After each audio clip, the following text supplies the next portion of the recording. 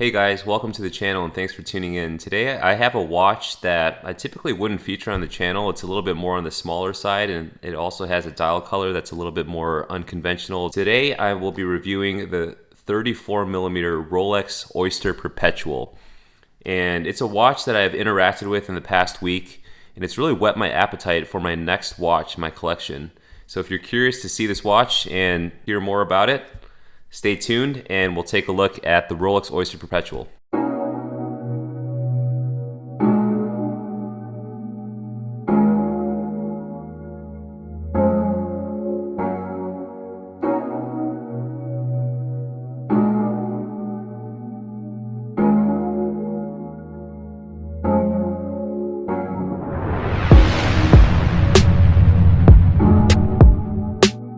Alright guys, so let's take a look at the contents of this box.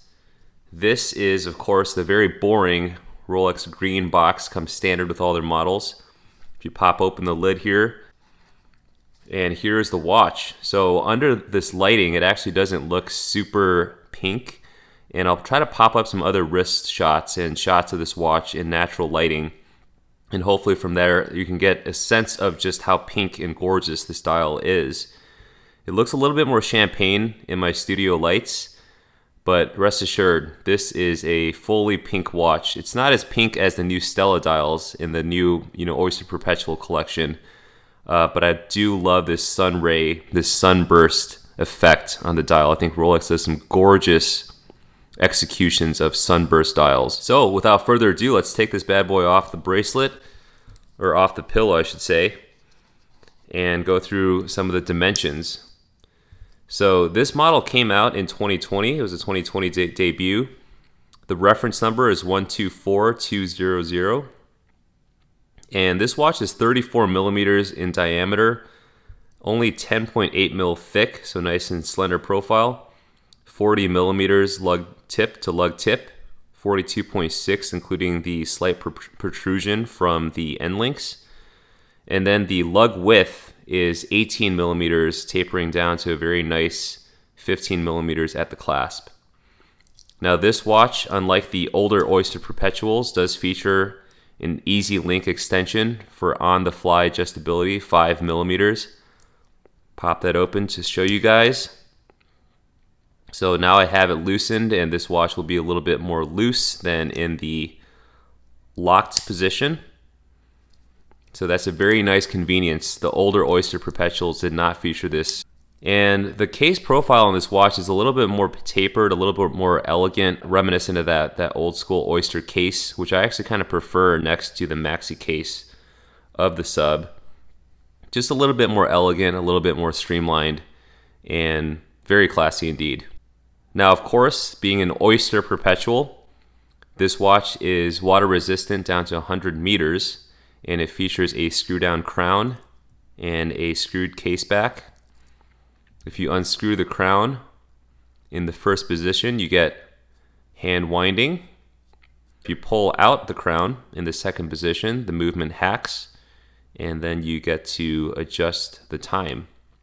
Now this is a time only watch, so it doesn't have all the accoutrements of the other Oyster Perpetual or sports models from Rolex. It doesn't have a bezel, it doesn't have a date complication, no chronograph complication, just very bare bones design elements from Rolex, which I really love and really enjoy. Now the caliber that is powering this watch is the caliber 2232, of course all fully in-house from Rolex, 55-hour power reserve, which is a good chunk of time, 31 joules.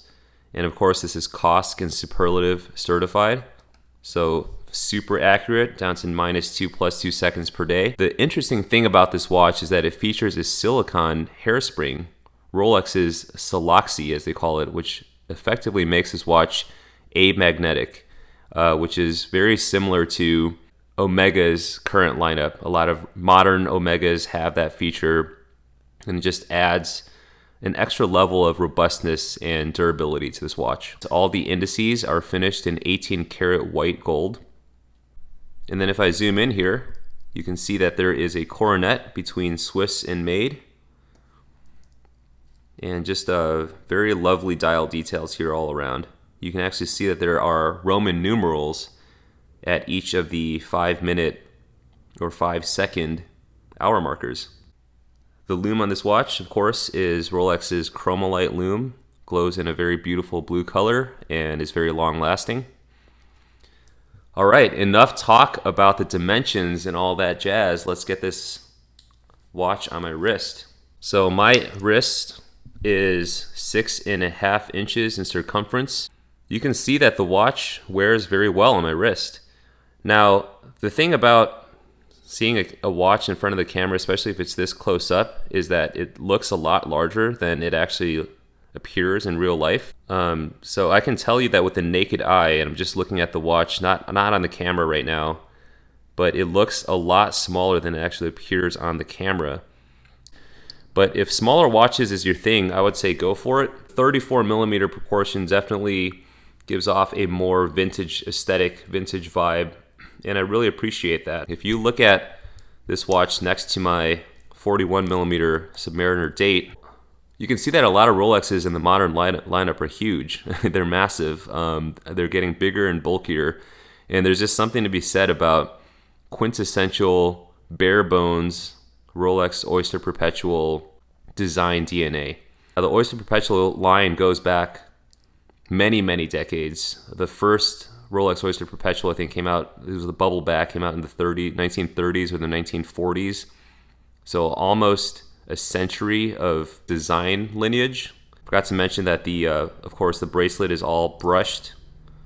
So that kind of adds to the sporty element of this watch. I think this watch is it toes the line between dressy and sporty. It's 100 meter water resistant.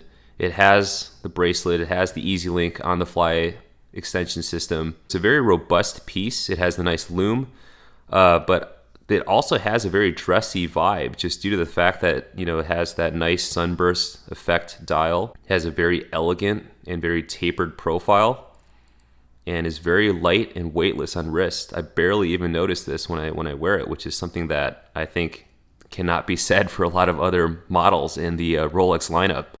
So let me get into how this watch whet my appetite for my next watch that I'm going to be bringing into my rotation. Interacting with this watch in the past week or so has made me realize, you know, you don't need to go big. You don't need to get the latest and greatest, the shiniest object, the watch that everyone wants. I think over the years, Rolex has definitely, you know, beefed up a lot of its watches, you know, created the maxi case, created a lot of different materials such as the ceramic, made watches shinier, used, you know, precious metals in a lot of their pieces. There's just something that I really appreciate about the Oyster Perpetual. It's definitely whet my appetite for this style of watch. And the funny thing is when I first started out, you know, watch collecting and starting to look at Rolexes, one of the first pieces that I looked at was the Oyster Perpetual. And the irony of that is that, you know, after that, I got caught up in all the social media hype and YouTube hype about Submariners and Daytonas and GMTs that I kind of lost my appetite a little bit for the Oyster Perpetual. But the ironic thing is that it's kind of come full circle. I'm craving an Oyster Perpetual again, and I'm definitely going to be adding an Oyster Perpetual to my collection. Will I be getting a 34 millimeter Oyster Perpetual? I don't think so. I think it definitely still is a little bit smaller on my wrist. My wrists are 6.5 millimeters in circumference, but it still wears a little bit small. I think part of that is, like I said, due to the bracelet and due to the dial color. I definitely like more muted colors a little bit as well in general. But I think the next watch that I'm going to be picking up that's an Oyster Perpetual, it's a little bit it's going to be a little larger than this. Not too large, because I know that they've gone up to 41 millimeters. But I think the next Rolex Oyster Perpetual for me that I'd love to own and show you guys on this channel will be the Rolex Oyster Perpetual 36. Just slightly larger than this. And in terms of the dial color, I think I'm going to go for a discontinued white dial. I think it looks really clean. It's got that lacquer white dial and just looks gorgeous. Also entertaining the white grape or the red grape dials, but I think that's the one that I'm going to go for. So I can't wait to pick that watch up. I'm gonna find a way to get it and show you guys. So hopefully through this video you guys got a sense of bare bones Rolex. Rolex at its core, the Oyster Perpetual. Even though this 34mm size isn't the size for me, and the dial color probably isn't the dial color for me, it's definitely been an absolute joy interacting with this watch. And like I said, it's whet my appetite for what's going to be coming up next in my collection. With that, guys, I'm going to sign out and look for ways to acquire that new OP36. I will catch you guys on the flip side. Hope you have an amazing day, and take care.